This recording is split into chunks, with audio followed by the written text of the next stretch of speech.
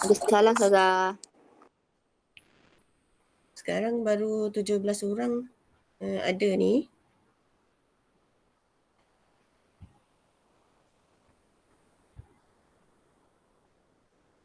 Kita mulakanlah kelas kita ya. Baca doa dulu. Kejap. Saya lupa.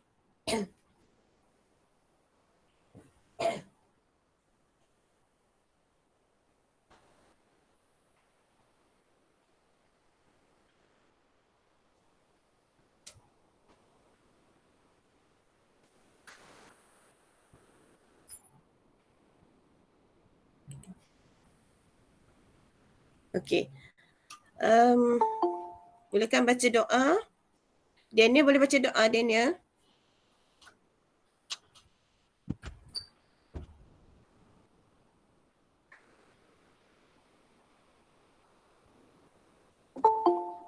Daniel?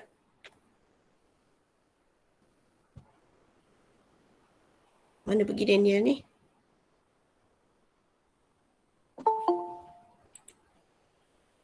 Saya bacalah Ustazah. Firdaus. Okey, boleh. Bismillah, a'udzubillahi minasyaitonirrajim. Bismillahirrahmanirrahim. Alhamdulillahirabbil alamin wassalatu wassalamu ala asyrafil anbiya'i wal mursalin wa ala alihi washabihi ajma'in. Allahumma aftah alaina hikmataka wa anshur alaina min khazaini rahmatika ya arhamar rahimin. Rabbi shrah li sadri wa yassir li amri wahlul 'uqdatam min lisani yafqahu qawli. Wassallallahu ala sayyidina Muhammad wa ala alihi washabihi wasallam. Alhamdulillahirabbil alamin. Amin ya rabbal alamin. Okey, terima kasih Firdaus. Baiklah, untuk hari ini kita nak sambung yang yang program guru muda tu perbincangan kamu dalam kumpulan. Yang ada 3 lagi kumpulan kan yang belum bentangkan hari tu. Kemudian kalau ada masa kita sambung hafazan lah sikit. Okay. So kumpulan yang belum hari tu kumpulan yang keempat kan? 4 dah, yang kelima. Dan siapa ya?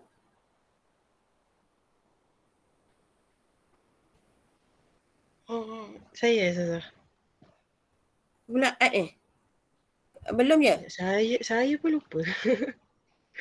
Boleh. Saya pelajaran 8. Ya. Okay.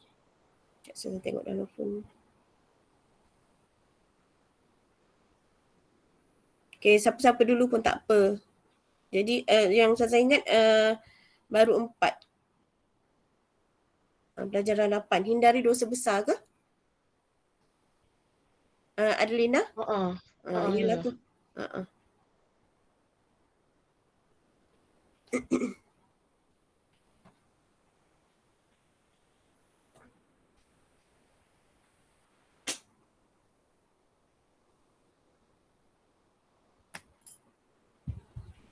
Ustazah nampak skrin kan? Tak keluar lagi. Lagi.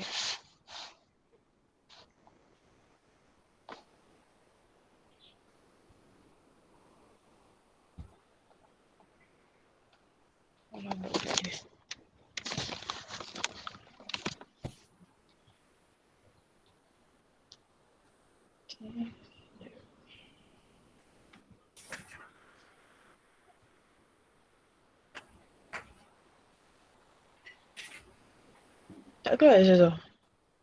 Tak keluar. Sekejap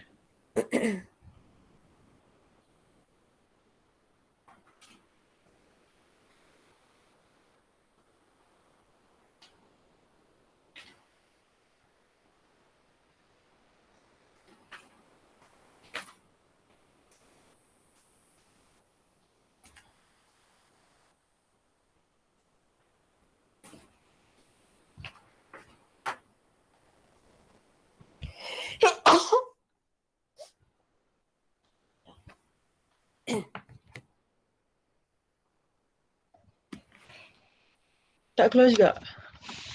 Tak keluar. Yang lain tak nampak juga kan? Nampak Nampak Ustazah? Kenapa Ustazah tak nampak? Ustazah pin kot. Ustazah Tak pin pun? tak pin eh? Macam mana? Tak apalah, yang lain nampak tak apa. Boleh eh? Okay. Ustazah rujuk kat sini. Okay. Tu Yang ni pun nampak kan?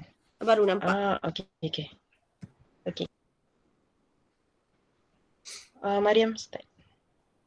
Dia hilang okey dah, timbul dah.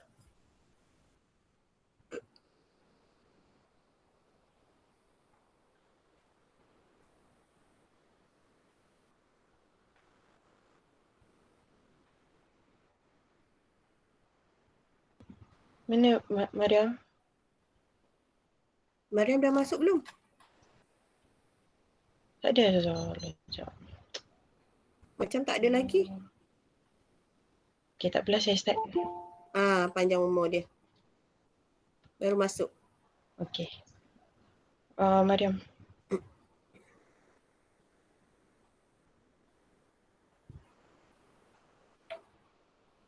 Mariam dah ready?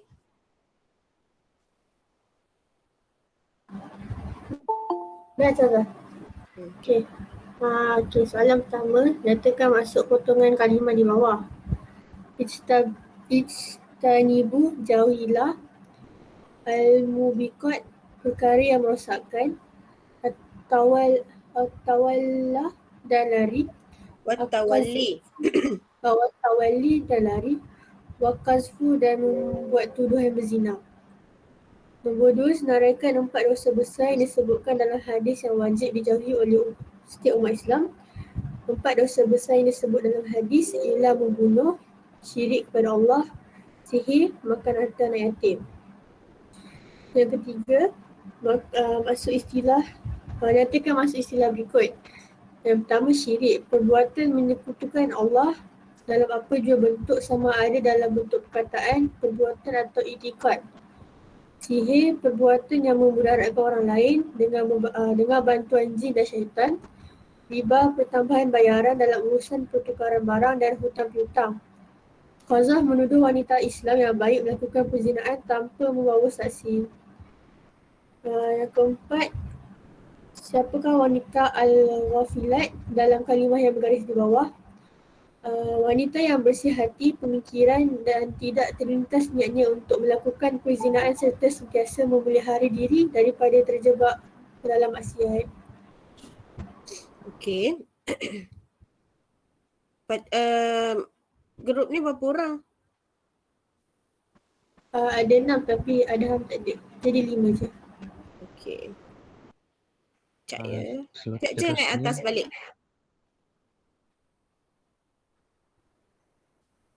Baik, yang lain, bila kumpulan lain kan, kawan-kawan yang lain kalau tengok pada soalan ni, okay, sama juga yang macam yang buat Al-Quran hari tu kan, dia tanya maksud, macam ni lah cara jawab dia. Okay, nyatakan maksud potongan kalimah di bawah. Okay, tengok yang pertama tu, ijtanibu. Okay, ijtanibu, jauhilah. Sebelah dia dot-dot ataupun kamu dash je, ijtanibu dash, lepas tu jauhilah, buat macam ni. Ni cara nak menulis jawapan yang betul lah. Okay, so betul. Jawapannya semua perkara yang merosakkan. Al-mubiqat ni perkara yang membinasakan, perkara yang merosakkan. Watawalli, dan lari. Watawalli, lari dari, dan larilah. Dia lari pada medan perang kan. Okay, waqazfu, dan membuat tuduhan berzina. Okay, betul. Yang kedua, senaraikan 4 dosa besar yang disebutkan dalam hadis yang wajib dijauhi oleh setiap umat Islam. Okay, so dia punya intro, 4 dosa besar yang disebutkan dalam hadis. Okay, membunuh, betul, dash bawah dia, syirik kepada Allah, sihir, makan harta anak yatim. So format ataupun cara jawapan dia pun betul ya, ke bawah macam tu. Maksudnya dia memang mengikut format yang betul lah. Okay, 3, nyatakan maksud istilah yang berikut. Okay, dia bagi 4 kan. Dia nak syirik, sihir, riba, qazaf. Pun betul juga. Okay, itu jawapan dia lah, betul. Siapakah wanita? Al-Ghafir, ya, dalam kalimah yang di bawah Al-Ghafilat. Al-Ghafilat, Al-Muhsanatil Mu'minatil Ghafilat. Okey. Menuduh wanita yang bersih, yang baik melakukan perzinaan. So dimaksudkan Al-Ghafilat tu wanita yang bersih hati, pemikiran dan tidak terlintas niatnya untuk melakukan perzinaan serta sentiasa memelihara diri daripada terjebak kepada maksiat. Okey, betul. Okey. So baguslah dia punya jawapan. Memang menepati apa yang dikehendaki oleh skema jawapan. Okey, nombor 5. Nombor 5, jelaskan perbezaan antara syirik jali dengan syirik khafi beserta contohnya. Syirik jali maksudnya menyekutukan Allah Subhanahu Wa Taala dengan sesuatu pada zat, sifat dan perbuatan. Okey. Contoh menyembah berhala. Kalau syirik jali pula syirik khafi pula maksud dia melakukan sesuatu amalan bukan bertujuan kerana Allah Subhanahu Wa Taala. Contoh, riak dalam melakukan ibadah kerana mengharap pujian manusia. Okey. So, kejap. Tengok yang ni kan, nombor 5. Kalau dalam peperiksaan dia tak akan sediakan kotak siap-siap tau. Dia tak akan buat macam ni. Dia just bagi soalan sahaja. Jelaskan perbezaan antara syirik jali dengan syirik khafi beserta contoh. Baik, kalau keluar soalan macam ni, maknanya kamu kena buat kotak. Kotak dia contoh. Macam contoh yang diberi ni. Okey? Dia ada apa? Syirik jali, satu kolom, kemudian kolom satu lagi syirik khafi. Lepas tu satu kolom dia buat dekat tengah-tengah tu perbezaan dari segi apa ataupun perkara apa yang dia nak bezakan tu. Okey. Sama ada kamu buat dekat tengah-tengah macam yang contoh dalam buku, dalam soalan tu, ataupun buat di tepi sekali. Kolom yang pertama tu perbezaan, kolom yang kedua syirik jali, kolom yang ketiga syirik khafi. Mana-mana sahaja boleh asalkan nampak perbezaan. Okey. So dia dah tunjukkan cara macam mana nak jawab soalan perbezaan, mesti ataupun wajib buat kotak macam ni. Jadual macam ni. Kamu tak boleh tulis macam syirik khafi, perbezaan syirik khafi dan syirik jali dan khafi, iaitu syirik jali ialah menyekutukan Allah Subhanahu Taala dengan sesuatu pada zat, sifat dan perbuatan, manakala syirik khafi pula ialah melakukan sesuatu amalan bukan bertujuan kerana Allah Subhanahu Taala. Okey, bukan tak boleh. Okay, nanti dia sebenarnya dia akan sedikit menyusahkan. Okey, macam pemeriksa kan dia nak tanda, dia kena kurungkan dulu. Dia kena cari baca satu-satu jawapan kamu. Jadi kalau katakanlah masa tu buatnya mata dia tak berapa nampak ke, ataupun dia tak sihat ke apa ke, dia tak nampak jawapan kamu yang panjang tu, mungkin dia bracket satu sahaja. Jadi takut risau benda-benda macam tu terjadi. Jadi sebaik-baiknya ikutlah apa yang Ustazah ajar. Buat dalam kotak. Sebab bila buat kotak, dia first kan. Dia akan nampak dulu perbezaan dari segi apa. Okey, maksud. Kamu nak buat perbezaan dari segi maksud. So dia dah nampak dah. Oh maksud syirik jali apa benda yang awak tulis. Okey, kemudian syirik khafi apa benda yang awak tulis ni. So betul. So dia just tick je saja jawapan tu. Dia nampak kan jelas. So nampak dah kalau tick dia syirik jali 1 markah dapat. Syirik khafi dapat 1 markah. Okey, kemudian dia nak tengok perbezaan dari segi apa yang ni? Contoh, dari segi contoh. Sebab dia nak contoh kan. Contoh apa? Iaitu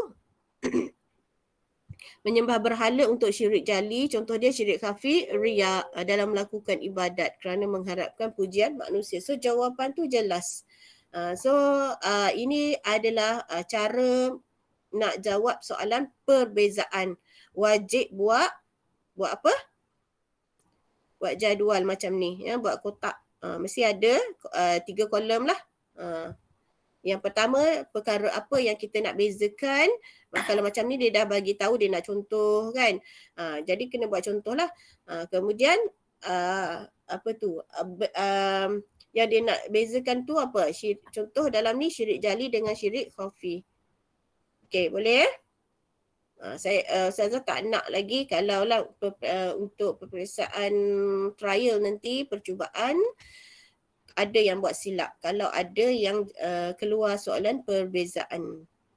Tak kiralah perbezaan apa pun dalam bab apa pun, bahagian apa pun kan, contoh dari ibadat ke, akidah ke, apa-apa ke, sama je. Kalau perbezaan mesti buat kotak.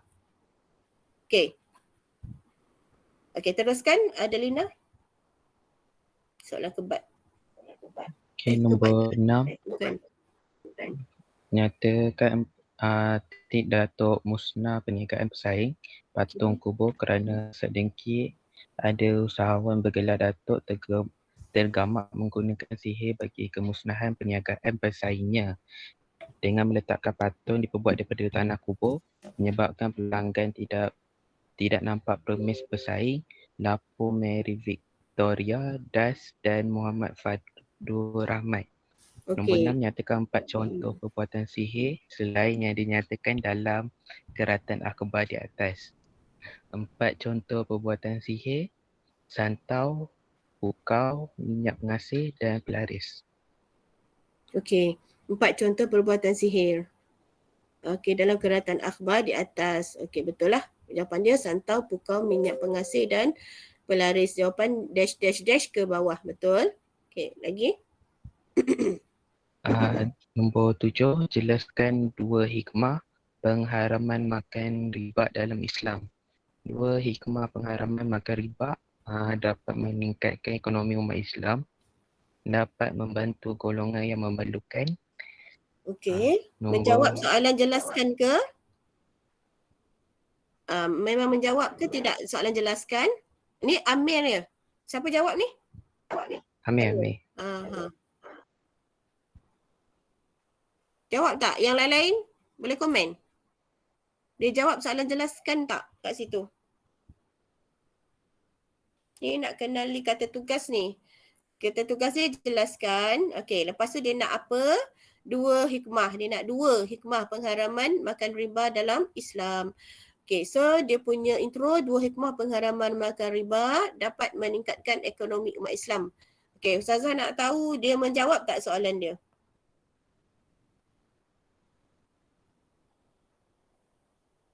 Yang lain respon, jangan tidur.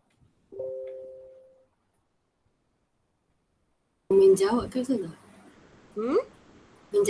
Dia menjawab soalan tu sebab kalau jelaskan isi tu kena lengkap macam 4 hingga 5 patah perkataan.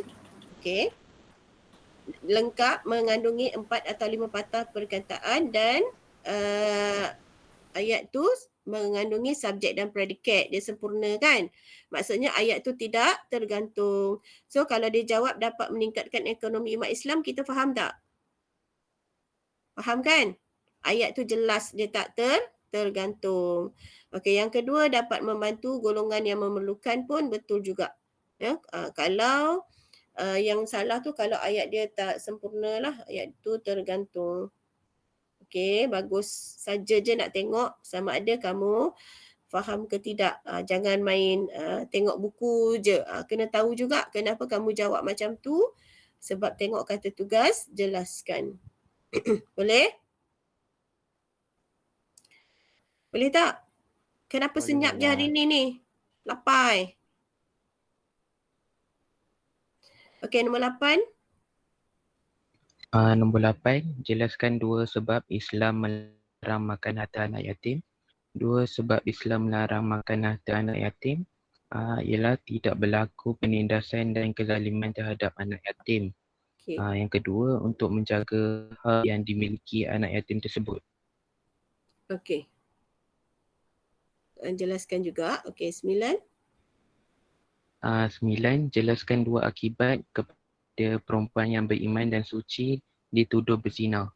2 akibat menuduh perempuan yang beriman dan suci berzina. Nombor 1, mencetuskan perbalahan antara masyarakat.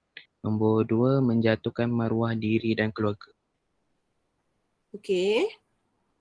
Betul.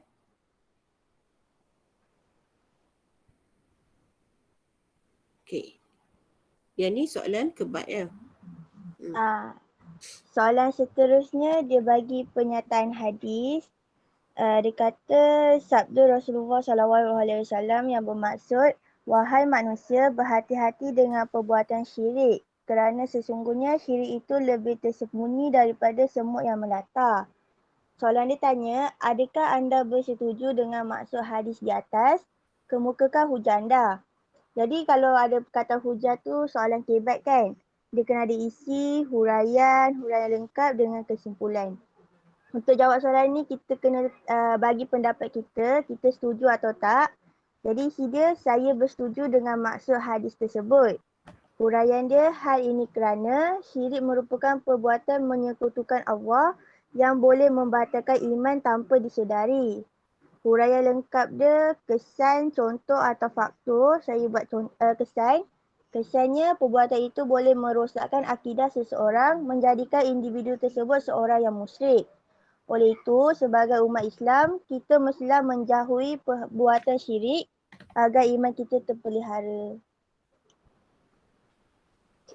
Okey, Aisyah dia fokus kepada syirik. Syirik apa ni, menyekutukan Allah kan? Okey. Okey, jawapan ni betul. Bersetuju dengan hadis tersebut. Hal ini kerana syirik merupakan perbuatan menyekutukan Allah yang boleh membatalkan iman tanpa disedari. Okey, kesannya perbuatan itu boleh merosakkan akidah seseorang, menjadikan individu tersebut seorang yang musyrik. Oleh itu, sebagai umat Islam, kita mestilah menjauhi perbuatan syirik agar iman kita terpelihara. Okey, so isi dia sebab dia tanya adakah anda bersetuju, so dia jawab saya bersetuju dengan maksud hadis tersebut. Okey, 1 markah untuk isi lah. Kemudian dia sambung, hal ini kerana syirik merupakan perbuatan menyekutukan Allah. Okey, itu untuk huraian. Kemudian kesannya daripada perbuatan syirik tu boleh merosakkan akidah seseorang dan menjadikan orang itu musyrik. Okey, kemudian kesimpulan. Okey, so jawapan ni betul, boleh terima. Tapi boleh juga kalau kita buat, kita tak fokuskan syirik ni kepada syirik jali. Kita juga boleh fokuskan dia kepada syirik. Satu lagi syirik apa tadi? Syirik khafi. Okey, syirik khafi. Sebab cuba tengok dekat hadis tu. Besarkan sikit boleh tak? Dia punya tulis, dia punya tos. Tak nampak lah. Okay, sabda Rasulullah, saya tengok kat phone lah. Sabda Rasulullah sallallahu alaihi wasallam yang bermaksud, wahai manusia, berhati-hati dengan perbuatan syirik kerana sesungguhnya syirik itu lebih tersembunyi daripada semut yang melata. Okey, sebenarnya hadis ni juga merujuk kepada hadis kepada syirik khafi. Sebab syirik khafi kan kita buat benda tu, kita macam benda tu tak ada apa-apa kan. Contoh riak kan. Tetapi sebenarnya ia adalah merupakan satu perbuatan syirik juga. Okay, ujub, apa lagi? Contoh-contoh syirik khafi. Sombong, kan? Semua benda tu kita tak, dia macam perkara tu macam tak nampak benda tu syirik, tetapi sebenarnya ia adalah syirik khafi. Tapi tak adalah sampai boleh membatalkan iman. So kat situ boleh jugalah kalau kita buat syirik khafi, apa tu? Dekat situlah untuk huraian dia, bagi contoh dan sebagainya. Okay, so kat sini jawapan yang dia buat ni untuk syirik jali pun okey, betul lah juga. Okay, terus Okay, yang seterusnya, gangguan jin, syaitan dan sihir sentiasa berlaku kepada semua manusia yang berada di muka bumi, sama ada secara sedar atau tidak, kerana iblis dan syaitan telah bersumpah akan menyesatkan manusia dalam pelbagai cara. Bagaimanakah cara anda berusaha untuk menghindari daripada sihir? Berikan hujah anda. Jadi saya mulakan dengan mengamalkan ayat kursi dalam kehidupan. Hal ini kerana ayat kursi merupakan antara amalan yang dibenci oleh jin dan syaitan terhadap individu yang mengamalkannya.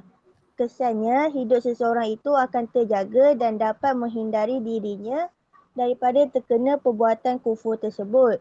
Oleh itu, sebagai seorang mukmin, kita mestilah sentiasa memperbanyak melakukan amalan sunat agar hidup kita dilindungi oleh Allah.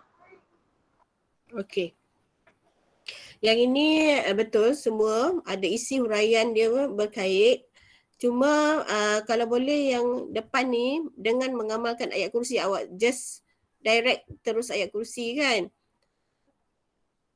Boleh tulis dengan mengamalkan ayat-ayat suci Al-Quran dalam kehidupan seperti contohnya ke ayat kursi. Boleh juga ya. Sebab macam ni just fokus kepada ayat kursi je.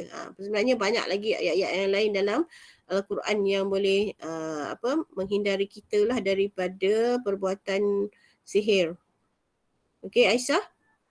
Boleh Ustazah. Boleh tambah sikit depan ni dengan mengamalkan ayat suci Al-Quran seperti ayat kursi. Okey? Hal ini kerana ayat kursi merupakan amalan yang dibenci oleh jin dan syaitan terhadap individu. Okey. Baik, yang lain nampak tak macam mana cara nak buat kebat? Yang lain? Murid-murid lain? Kalau kamu tak faham, okey, tak tahu, boleh bertanya. Jangan senyap je tau. Semua faham ke? Faham Ustazah? Azril ada tak kat sini? Faham Ustazah. Azril tak masuk kan? Tak ada ni Azril. Macam tak ada je.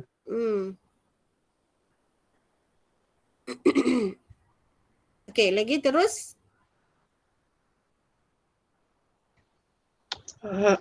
Yang seterusnya, orang yang beramal dengan ilmu sihir ialah orang yang berdamping rapat dengan syaitan bagi memohon bantuan untuk diri sendiri dan juga untuk orang lain. Apakah kesan kepada individu yang mengamalkan ilmu sihir? Huraikan hujah anda. Iman individu akan terbatal. Perkara ini disebabkan kepercayaan individu yang kuat terhadap kuasa syaitan sehingga melupakan Allah SWT. Kesannya, individu itu akan kufur serta keluar daripada ajaran Islam. Oleh itu, ibu bapa mestilah mendidik anak-anak dengan betul supaya mereka tidak terpengaruh dengan perkara-perkara khurafat. Okey, kalau tengok pada soalan, daripada sihir saja tadi dia tanya bagaimana cara nak elakkan daripada sihir kan. Yang atas tadi tu yang siapa baca? Yang Aisyah baca. Aisyah baca. Yang ini dia tak kenapa gerak ni? Okey. Yang ini berkenaan dengan kesan. Lepas tu tengok pada soalan dia. Mula-mula fahamkan stimulus dia dulu. Stimulus apa? Orang yang beramal dengan ilmu sihir ialah orang yang berdamping rapat dengan syaitan bagi memohon bantuan untuk diri sendiri dan juga orang lain. Apakah kesan kepada individu yang mengamalkan ilmu sihir? Huraikan hujah anda. Baik, apakah kesan kepada individu? So kamu gariskan apa? Dia nak apa? Kesan. Gariskan kesan. Lepas tu kepada siapa? Individu ke masyarakat ke siapa? Dia nak individu. So kamu fokus kesan kepada individu. Okay, kalau nampak soalan, mula-mula fahamkan apa kehendak soalan tu. Apa yang dia nak bagi tahu kita. Stimulus tu lah yang atas tu yang saya baca tadi tu. Kemudian tengok soalan dia pula. Dia nak apa benda? Daripada stimulus yang dia bagi tu, apa benda yang dia nak? Iaitu dia nak kesan kepada siapa? Kepada individu. So gariskan supaya kita tahu. Sebab apa tahu? Bila kamu salah sikit je, dia nak kesan kepada individu tapi kita buat secara umum. Kita berikan kepada masyarakat, automatik hilang 4 markah. Bila isi salah, semua salah. Semua tak ada markah. So sebab kalau nampak soalan, ingat ni pesanan Ustazah, nampak soalan, gariskan apa yang dia nak. Macam yang atas-atas tadi juga tu soalan KBKK. Kan soalan dia tanya jelaskan, terangkan. Lepas tu apa benda yang dia nak, 2 hikmah ke, 2 sebab ke, gariskan apa benda yang dia nak tu supaya kita tak salah. Okey, kalau macam ni gariskan kesan individu. Kesan kepada individu yang mengamalkan sihir. So gariskan sihir. Okey, so kumpulan Adelina ni jawab iman individu terbatal. Iman seseorang individu itu akan terbatal. Okay, perkara ini disebabkan kepercayaan individu yang kuat terhadap kuasa syaitan sehingga melupakan Allah Subhanahu Wa Taala. Okay, kesannya individu itu akan kufur serta keluar daripada ajaran Islam. Okay, oleh itu ibu bapa mestilah mendidik anak-anak dengan betul. Yang ini mestilah mendidik anak-anak dengan betul ni macam mana? Betul macam mana tu? Supaya mereka tidak terpengaruh dengan perkara khurafat tu, okey. Ibu bapa mestilah mendidik anak-anak dengan ubah sikit yang betul tu buang dengan ajaran Islam. Yang sebenar ataupun ajaran Islam yang betul. Baru comel sikit ni dengan betul. Nak didik dengan betul tu macam mana? Kan? Boleh Okey, seterusnya. Ustazah, hadis ni nak baca ke? Hadis ni, hadis tadilah yang atas sekali kan hadis ni dibaca. Yang seterusnya, huraikan pengajaran daripada hadis di atas. Kita hendaklah sentiasa memelihara diri daripada perbuatan syirik kerana syirik boleh merosakkan akidah. Ni ikut yang pikah tu. So, ada pendahuluan, isi, suka dengan huraian. Sebab dia nak pengajaran kan. Selalunya kalau pengajaran dia tak selalunya guna perkataan ataupun kata tugas terangkan kan. Terangkan maksudnya dia perlu kepada isi dan juga huraian. Okey, tapi kalau huraian dia akan memerlukan kepada isi dan juga huraian. Cuma pengajaran dia, kita ingat formula dia ialah PIH kan. Tambah pika pun boleh. Pika tu sebab dia kata hubung dia wajib ada suka. Kan? Ada suka tu apa? Supaya untuk kerana agar. So pika. P tu apa? Pendahuluan. Pendahuluannya di sini ialah kita hendaklah. Kan? Kita hendaklah. Itu pendahuluan. Sentiasa memelihara diri daripada perbuatan syirik itu adalah isi. Okey, kerana tu adalah kata hubung suka kan. Syirik boleh merosakkan akidah itu adalah huraian. So betul jawapan yang tepatlah. Dapat 2 markah di sini. Satu untuk isi, satu untuk huraian. Okey. Ada lagi ke soalan?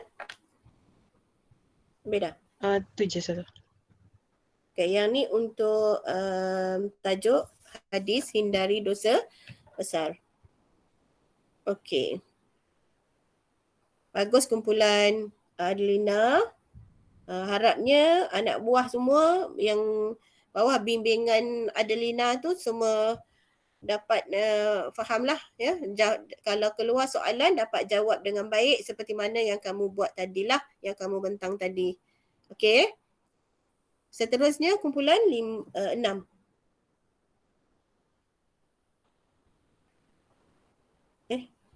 Enam. Tajuk 9, kemuliaan berdikari. Hadis juga. Hadis tingkatan 4 juga. Kita buat tingkatan 4 je dulu. Kumpulan siapa ya?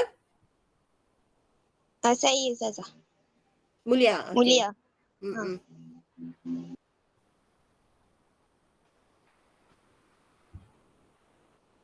Okey, kemuliaan berdikari. Mulia Nisrin Novi Kamal Amir. Wan Amir. Semua dah ada ke? Okey.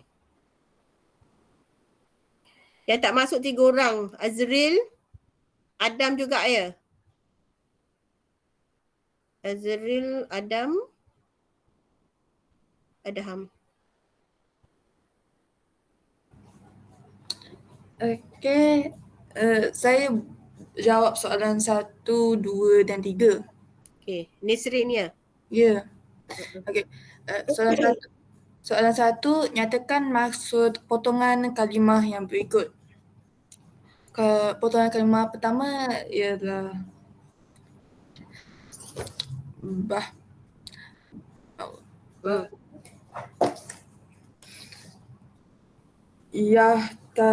Yahtatiba maksudnya mengumpul kayu api. Okay. Untuk B, huzmatan dan maksudnya dan menanggungnya. Okey. Untuk C, an yas'al, dia meminta-minta. Meminta-minta. Dan meminta-minta. Dan dia meminta-minta, betul. Okey. Seterusnya adalah fayukhtiya, lalu orang itu memberi kepadanya. Fayu'tiyahu, lalu orang itu memberi kepadanya. Okey. Okey.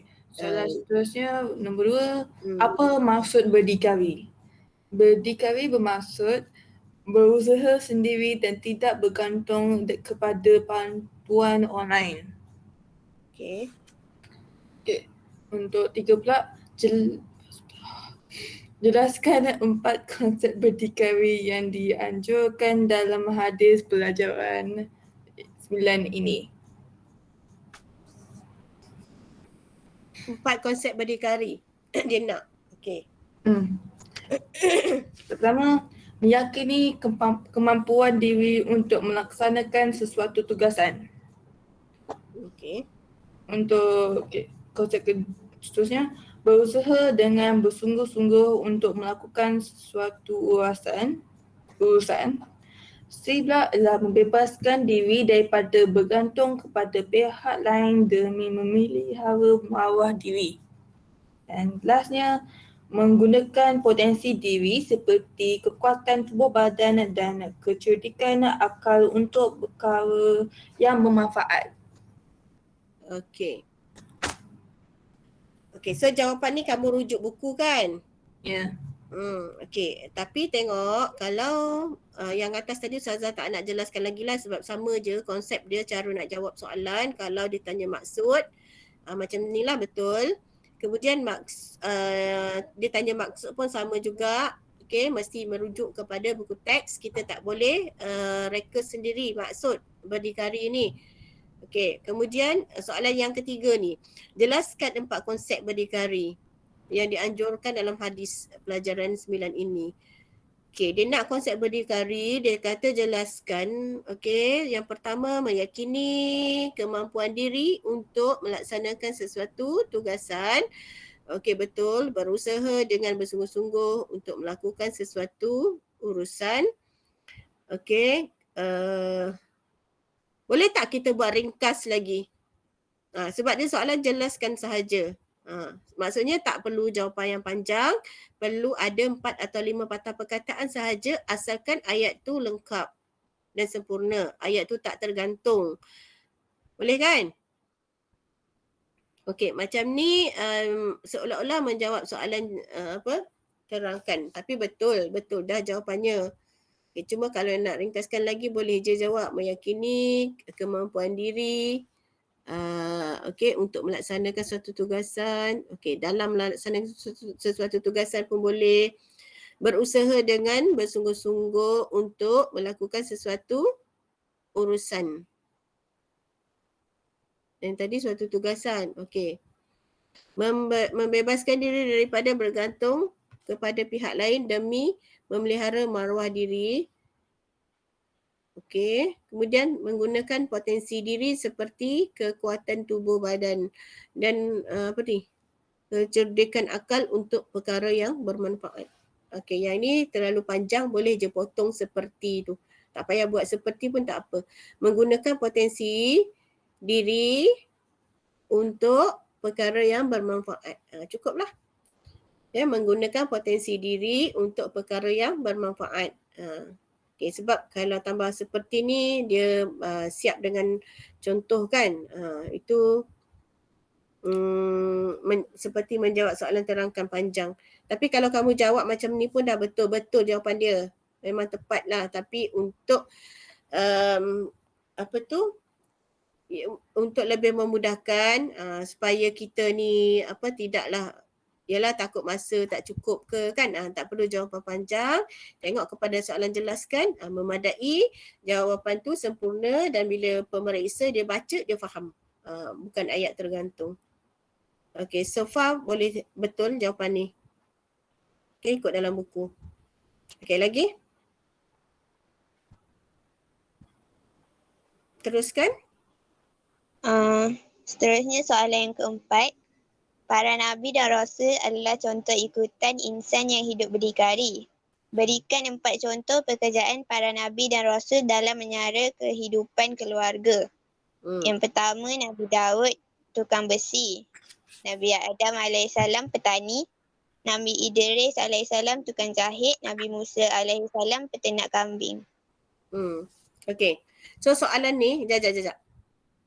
Soalan ni dalam buku teks ada tak jawapan? Ada kot. Ada. So jawapan ni memang ambil daripada buku teks kan? Tapi dia duduk di bahagian mana? Duduk bahagian mana Mulia? Dekat bahagian spektrum ilmu kan? Okay. So maknanya tak mustahil soalan ditanya daripada spektrum ilmu. Okay. Jadi sebab sebelum ni Ustazah pun dah pernah beritahu kan, soalan dia boleh ambil je daripada keseluruhan daripada buku teks ni. Walaupun nota yang kecil-kecil, yang kat bawah ke nota kaki ke, ataupun yang bahagian spektrum ilmu ke, ataupun bahagian soalan yang belakang buku, yang penilaian tu kan. Lepas tu ada bahagian aktiviti yang dia suruh kita buat tu. Itu pun dia boleh ambil kira sebagai soalan. So tak mustahil. So baca juga apa yang ada dalam buku teks ni. Okay, so cara jawapan dia betul lah. Okay, setiap Nabi, apa tu dash. Okay. Lagi? Soalan kelima, sabda Rasulullah SAW, Innallaha yuhibbul mu'minal muhtarif. Maksudnya, sesungguhnya Allah mencintai seorang mukmin yang giat bekerja. Huraikan hujah anda bagi menyokong maksud riwayat di atas. Isi dia, rajin bekerja merupakan sunnah Rasulullah SAW. Okay. Dia punya huraian, hal ini kerana Rasulullah SAW giat mengembala kambing dan berniaga. Huraian lengkap. Contohnya Rasulullah SAW berniaga ke Syam dengan membawa barang dagangan Sayyidatina Khadijah. Ustazah saya bagi 2 huraian lengkap. Kalau Ustazah tak terima satu, saya ada lagi satu. Okay. Kesannya, kita akan mendapat keberkatan Allah kerana mengamalkan sunnah Rasulullah SAW. Oleh itu, dia punya kesimpulan, kita mestilah bekerja dengan bersungguh-sungguh supaya dapat meningkatkan ekonomi negara. Okay. Dia kalau penandaan kan, pemeriksa, dia bila dia tanda jawapan murid macam ni, dia tengok ada 2 kesan kan, 2 huraian lengkap. Huraian lengkap tu sama ada KFC, sama ada kesan, kamu tulis kesannya ataupun contoh ataupun faktor yang menyebabkan ataupun contoh kan, KFC. Okay, kalau kat sini tengok yang Mulia buat ni ada 2. Okay, so dia akan tanda mana-mana satulah yang dia tengok. Mula-mula contoh kan, yang atas tu ada kaitan tak dengan isi sebelumnya. Okay, so dia tanda betul. Dia akan kurungkan contoh. Mula-mula dia kurungkan isi dulu. Rajin bekerja merupakan sunnah Rasulullah. Okay, itu isi. Kemudian huraian. Hal ini kerana Rasulullah SAW giat mengembala kambing dan berniaga. Sebenarnya ni pun contoh juga kan. Contoh sunnah Rasulullah tu lah yang rajin bekerja kan, mengembala kambing dan berniaga. Contohnya Rasulullah SAW berniaga ke Syam dengan membawa barang dagangan Sayyidatina Khadijah. Okey, itu huraian lengkap. So dia bracket dekat situ. Kemudian kesannya kita akan mendapat keberkatan Allah kerana mengamalkan sunnah Rasulullah SAW. Pun dia akan bracket satu lagi untuk huraian lengkap yang kedua. Dia akan buat tanda garis 2, maknanya huraian lengkap yang kedua. Oleh itu kita mestilah bekerja dengan bersungguh-sungguh supaya dapat meningkatkan ekonomi negara. Okey, so ini adalah untuk kesimpulan. Okey, oleh itu. Okey, so kat sini boleh dapat 4 markah. Tapi kalau nak selitkan contoh tu, gabungkan teruslah. Macam hal ini kerana Rasulullah SAW giat mengembala kambing dan berniaga. Gabungkan terus yang bawa barang dagangan ke Syam tu. Macam mana nak cantumkan dia, Mulia? Seperti Ustazah. Seperti ke? Seperti membawa barang dagangan ke Syam. Membawa barang dagangan Sayyidatina Khadijah ke Syam. Seperti ketika baginda berniaga ke Syam dengan membawa barang dagangan Sayyidatina Khadijah. Boleh kan? Maksudnya cantumkan terus, boleh juga. Ayat tu panjang tapi tepatlah. Boleh juga. Okey. Sebab kesan tu pun cantik juga. Kesannya kita akan mendapat keberkatan kerana mengamalkan sunnah Rasulullah. Okey. Bolehlah. Itu cara dia. Tapi kalau buat macam ni pun okey. Cuma nanti dia bracket ada 2 jawapan tu tak ada masalah sebenarnya. Okey. Okey, seterusnya. Seterusnya nombor 6. Siapa ni? Wan Amir ya? Wan Amir. Kecil sangat. Nampak. Baca je. Sabda Rasulullah SAW yang bermaksud tidak ada yang lebih baik dari usaha seorang lelaki kecuali dari hasil tangannya bekerja sendiri. Dan apa sahaja yang dinafkah oleh seorang lelaki kepada diri, isteri, anak dan pembantunya adalah sedekah. Okey. Mengapakah Islam menggalakkan umatnya supaya hidup berdikari atau berusaha sendiri? Kemukakan hujah anda. Hidup berdikari dan bersungguh-sungguh dapat mewujudkan modal insan yang berjaya. Hal ini kerana berusaha sendiri akan mengasah kemahiran dan potensi diri dalam sesuatu perkara. Hanya demikian kualiti diri dapat ditingkatkan sekaligus memudahkan pekerjaan atau sara hidup. Oleh itu kita perlulah berdikari agar masa hadapan terjamin. Saya tak nampak. Dia tanya soalan mengapakah Islam menggalakkan umatnya supaya hidup berdikari kan? Betul? Okey. So apa isi Amir baca semula isi dia? Satu-satu. Baca isi je. Hidup berdikari dan bersungguh-sungguh dapat mewujudkan modal insan yang berjaya. Okey. So awak bagi fakta tu lah. Ayat tu. Okey, bukti dia hal ini? Hal ini kerana berusaha sendiri akan mengasah kemahiran dan potensi diri dalam sesuatu perkara. Okey. Lagi? So, hal yang demikian kualiti diri dapat ditingkatkan sekaligus memudahkan pekerjaan atau sara hidup. Okey, yang ini kesanlah daripada sifat berdikari tadi kan? Yang yang bila dia dah berdikari dia dapat mengasah kemahiran dia tu. Okey, lagi?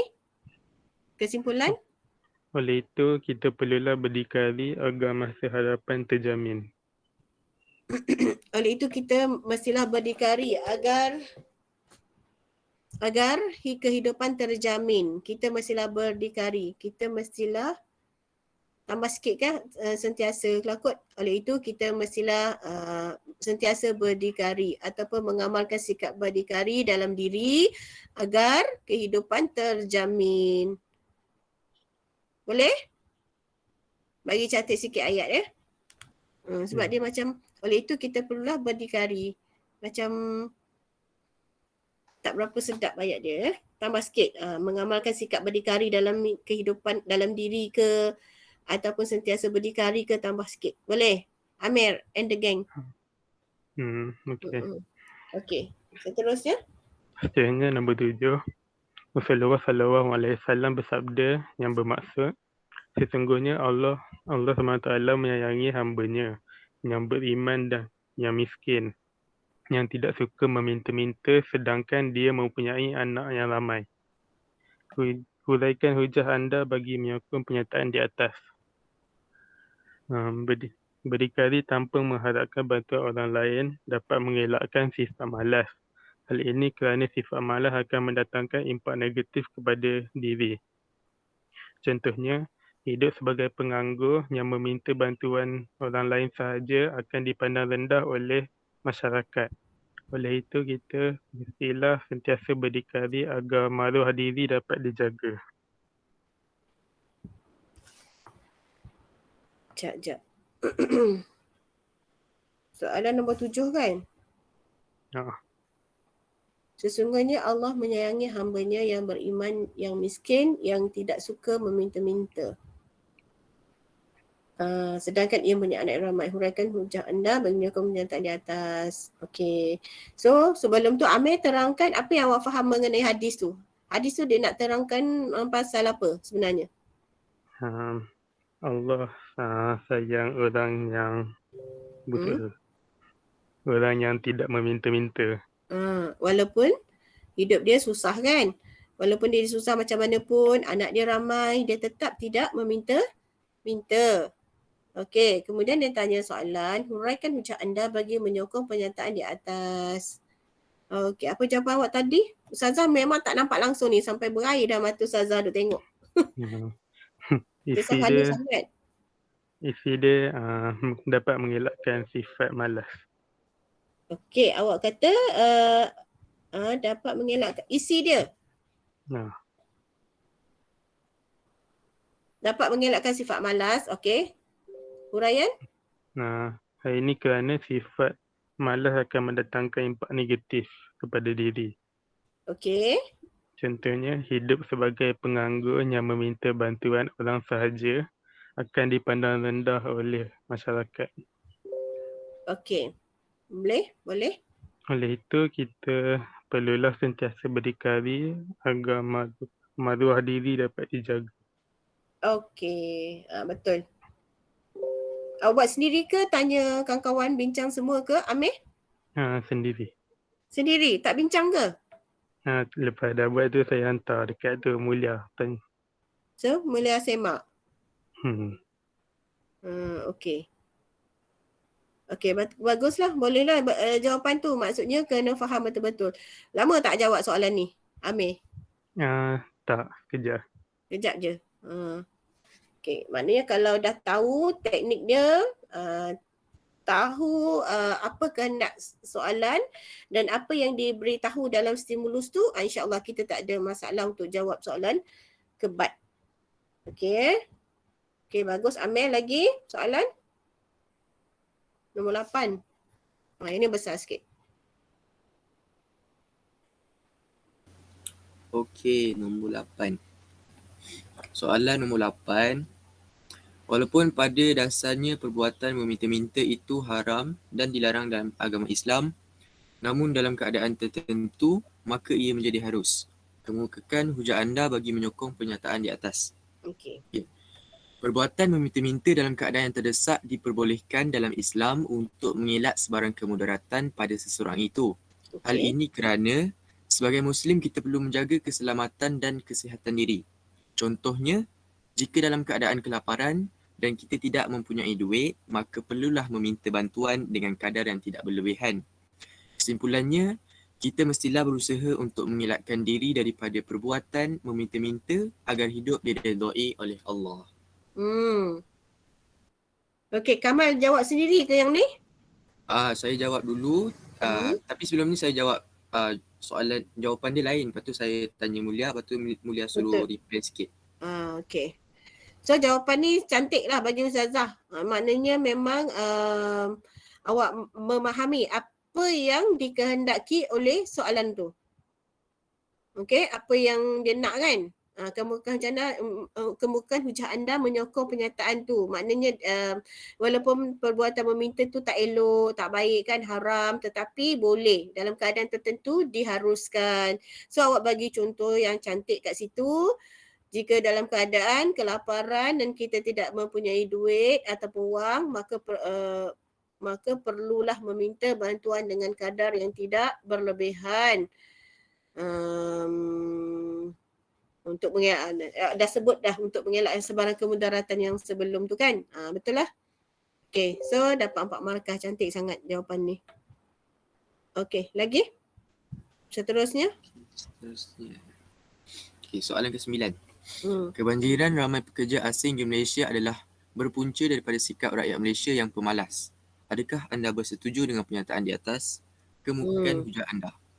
Okay, jawapan dia, saya tidak bersetuju kerana majikan lebih memilih pekerja asing bekerja berbanding rakyat tempatan. Okay. Hal ini kerana pekerja asing boleh dibayar dengan gaji yang rendah berbanding dengan rakyat tempatan. Kesannya, kekosongan tempat untuk bekerja dipenuhi oleh warga asing dan rakyat Malaysia tempatan tidak berpeluang untuk bekerja dan mengisi kekosongan sesuatu pekerjaan. Kesimpulannya, kita perlulah berlaku adil dalam sesuatu perkara agar hidup diberkati oleh Allah. So point awak kat situ ialah kenapa awak tidak bersetuju kan dengan pernyataan di atas. Okey. Untuk soalan bersetuju ataupun tak bersetuju ni, untuk pengetahuan kamu lah semua, dia tak salah. Ya, kalau kita tulis bersetuju ke tak bersetuju ke, pemeriksa kertas ni dia tak boleh katakanlah awak tulis saya bersetuju, padahal dekat skema tu tak bersetuju, dia tak boleh pangkah. Dia tak boleh kata salah sebab dia kena tengok kepada huraian yang lain. Huraian dan juga huraian lengkap dan kesimpulan lah. Kalau betul bertepatan dengan dia kata setuju tak setuju tu, maka jawapan tu boleh diterima lah. Okay, so kalau jawapan macam ni tak ada masalah. Kalau awak kata awak setuju, awak buktikan kenapa awak kata tak setuju. Kalau awak kata setuju, buktikan kenapa awak kata setuju dengan reason yang kukuh. Untuk huraian lengkap. Boleh faham Yang ini. Untuk soalan ni lah, dia tanya setuju tak setuju ni. Okay, jadi Kamal dia kata tidak bersetuju dengan pendapat mengatakan rakyat Malaysia ni malas daripada sikap rakyat Malaysia yang malas, maka ramailah pekerja asing. Okey, saya tidak bersetuju kerana majikan lebih memilih pekerja asing bekerja berbanding rakyat tempatan. Okey. Hal ini kerana pekerja asing boleh dibayar dengan gaji yang rendah berbanding rakyat tempatan. Kesannya, kekosongan tempat untuk bekerja dipenuhi oleh warga asing dan rakyat tempatan tidak berpeluang untuk bekerja. Macam mana tu? Kesannya kekosongan tempat untuk bekerja dipenuhi oleh warga asing dan rakyat tempatan tidak berpeluang untuk bekerja dan mengisi kekosongan sesuatu pekerjaan. Betul pendapat tu Kamal? Kesimpulannya kita perlulah berlaku adil dalam sesuatu perkara agar hidup diberkati oleh Allah. Okey, memang macam tu pekerja asing dibayar murah ke? Kamal? Tu pendapat awak. Okey.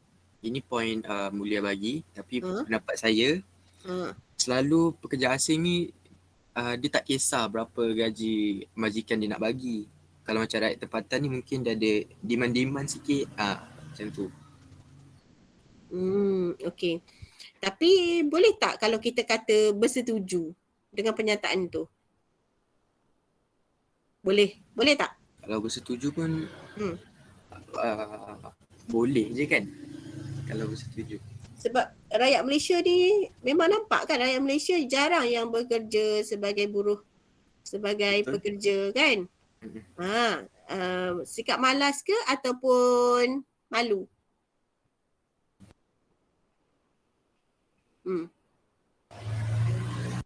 Dia ada yang malas, yang sanggup bersedekah pula, meminta-minta tak malu kan, tapi bekerja macam tu tak malu, betul tak?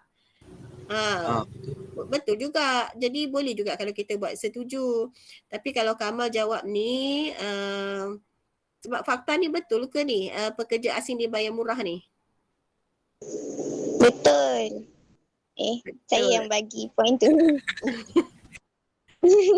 Saya tengok Squid Game dia bayar murah Ustazah Ali. Tengok apa? Squid Game. Hal ini pekerja asing dia bayar murah. Okey. Betul. Kerana pekerja asing boleh dibayar dengan gaji yang rendah berbanding rakyat tempatan. Okey, kesannya betul lah. Ya,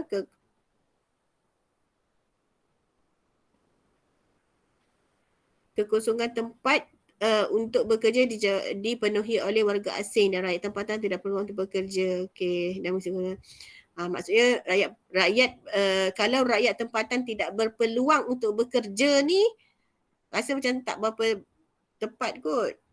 Sebenarnya orang tempatan tu sendiri yang tak nak bekerja sebenarnya, bukannya dia tidak berpeluang kan. Tapi yang lebih ramai berebut-rebut nak jadi nak jadi pekerja ni adalah warga asing sebab mereka lebih mendapat peluang lah, betul lah. Okay, kesimpulannya kita perlulah berlaku adil. Apa maksud berlaku adil kat sini, Kamal?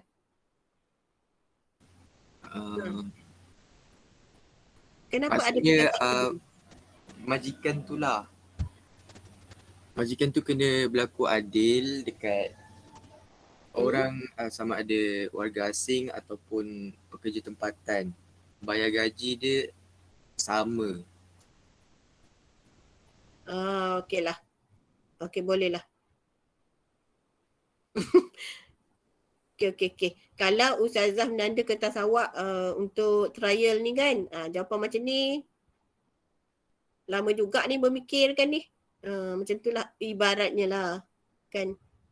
Tapi kalau ada reason macam tu, betul lah. Boleh diterima. Okey. Boleh yang lain? Kalau kamu jawab setuju pun tak ada masalah. Cuma bagi idea yang kukuh lah. Reason yang kukuh. Okey. Bagus Kamal. Lagi? Ada lagi tak soalan? Kamu rancaknya lah duk cek ni Seterusnya wama min dabbatin fil ardi illa 'ala Allahi rizquha wa ya'lamu mustaqarraha wa mustaqarraha wa fi kitabim mubin. Surah Hud ayat 6. Dan tiada satu haiwan melata pun di bumi melainkan Allah yang memberi rezekinya dan Dia mengetahui tempat berdiam binatang itu dan tempat penyimpanannya. Semua tertulis dalam kitab yang nyata Lauh Mahfuz. Soalan dia, walaupun setiap umat manusia dalam dunia ini akan ada rezekinya tersendiri, namun Islam amat melarang umatnya menganggur dan meminta-minta.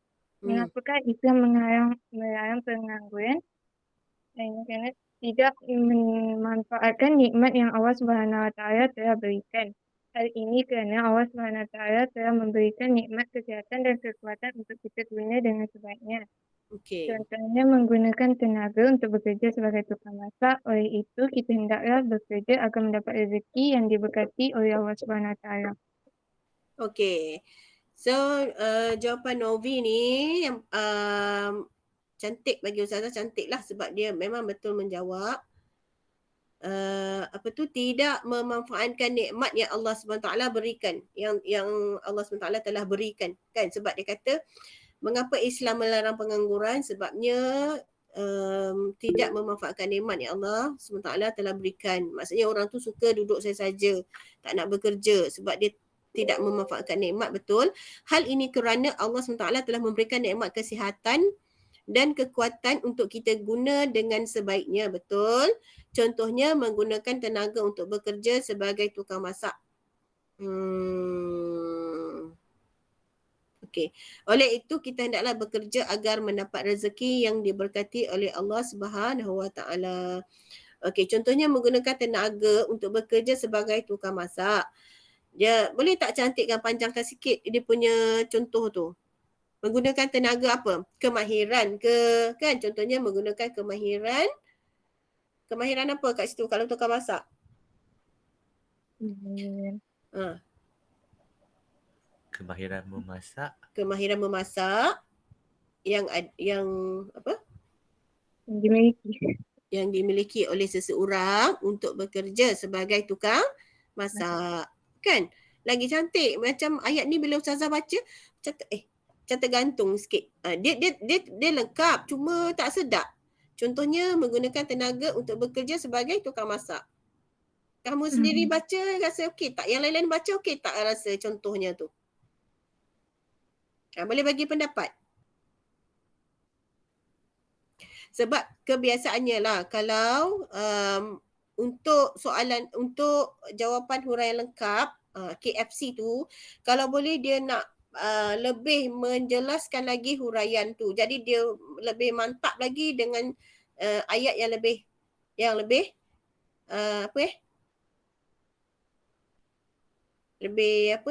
lebih panjang, yang lebih menjelaskan lagi, menghuraikan lagi apa yang awak beri sebelum tu tentang huraian. Jadi sepatutnya macam tu. Maksudnya bukannya sikit je. Contohnya menjadi tukang masak. Tak nak macam tu. Dia mesti panjang sikit dia sebab dia nak kena jelaskan yang sebelum tu. Boleh tak Novi? Boleh Ustazah. So cantikkan sikit ayat tu lah. Gunakan tenaga dan kemahiran memasak. Okey. So yang lain okey dah. Okey, yang nombor 11 pula last kan? Uraikan pengajaran daripada hadis di atas. Kita hendaklah menghindari perbuatan meminta-minta dan mengharap pertolongan orang lain untuk menjaga maruah diri. Yang kedua, kita hendaklah berusaha mempertingkatkan ilmu dan kemahiran untuk mendapatkan pendapatan yang lebih baik. Okey. So ada pika kan cukup. Betul? Yang ni gunakan isi dan huraian untuk sambung, lepas tu yang kedua pun sama juga. Okey, ada pendahuluan. So lengkap. Dapat markah penuh lah. Okey. So secara keseluruhannya hari ni kita sempat bincang 2 kumpulan je ya. Sebab dia banyak soalan hadis ni. So ada apa-apa nak tanya tak? Tak ada Ustazah. Betul? Ain tak ada. Yang lain? Beberapa orang tu yang Ustazah rasa yang belum mahir soalan kebat, rasa dah nampak tak cara nak jawab? Nisrin?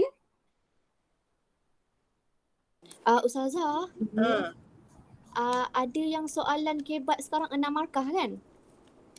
Setakat ni tak ada lagi. Awak tengok kat mana Ain? Budak-budak SBP ada jawab satu full set hari tu ada kebat 6 markah, tapi cara jawab soalan sama, cuma marking dia lain. Ya. Okey, setakat yang hari tu perbincangan dengan JU yang JU pendidikan Islam ni lah, yang guru cemerlang semua. Dia kata setakat ni tak ada lagi lah yang 6 markah. 4 markah. Masih lagi 4 markah dan dia menggunakan format yang sama, penandaan yang sama cara dia. Okay, tapi ada juga dia cakap tak mustahil kalau dia buat 6 markah. Tapi cara penandaannya masih samalah macam tu.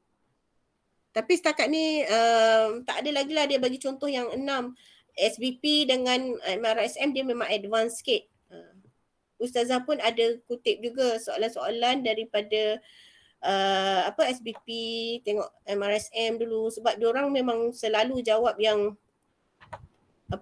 soalan yang tough dulu kan. So diorang dah membiasakan macam tu. Itu Ustazah pun akan tengok jugalah. Tapi setakat ni tak ada. Tak ada lagi yang 6 markah lah yang Ustazah tahu. Okey Ustazah. So ada lagi soalan? Tadi Ustazah tanya Nisrin okey ke? Boleh dah tahu jawab soalan kebat? Okey. Okey, bila kita bincang macam ni, Ustazah harap semua nampak lah. Ya, macam soalan-soalan kebat macam tu. Sebab soalan kebat ni tak boleh tinggal langsung. Kalau tinggal, awak rugi. Sekurang-kurangnya kalau tak dapat markah penuh, boleh dapat 1-2 markah pun dah boleh tambah markah kita kan. So jangan tinggal kosong. Mesti faham juga. Mesti tahu cara nak jawab lah. Okay, so tak ada soalan ya. Kalau tak ada, kita sambung semula lah nanti hari Isnin. Hafazan pula lah ya. Hari Khamis kita buat. Nanti Ustazah akan bagi lagi tugasan untuk guru muda ni. Ustazah akan masukkan semula dalam grup ya. Okay. Okay, kita sudahilah kelas kita dengan membaca tasbih, kafaratul majlis dan juga surah Wal Asr.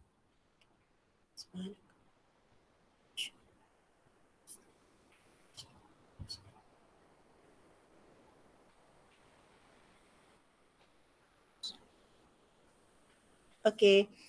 Terima kasih semua yang hadir. Assalamualaikum warahmatullahi wabarakatuh. Terima kasih. Waalaikumsalam. Terima kasih Ustazah. Terima kasih Ustazah. Terima kasih Ustazah. Terima kasih Ustazah. Sama-sama.